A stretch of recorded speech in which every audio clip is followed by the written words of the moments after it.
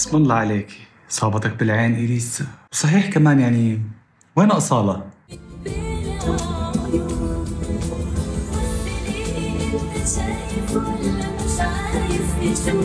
بلشت المقارنات بين إليسا ونانسي وحرب الفانزات بعد حفل إلي صعب. حسيت وكتار حسوا إنه إليسا كانت مهمشة أو هي بدها تكون بهذا المكان، بس حتى لو ما غنت إليسا بإحساسها عفويتها دايما حاضرة.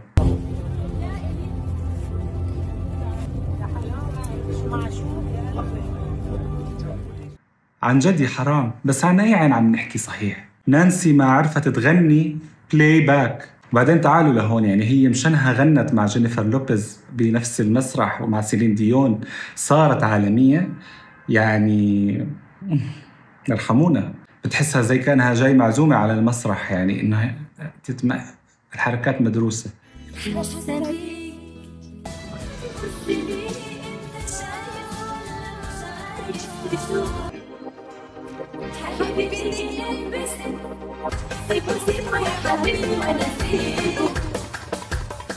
أما عن وين أصالة فأكيد مشغولة بحفيدتها، بس يعني طارق العريان يكون وهي لا. تصاميم نيكولا جبران يا صولة ما فادتك هالمرة، ضيعتي على حالك رقصات عمتك جينيفر لوبيز.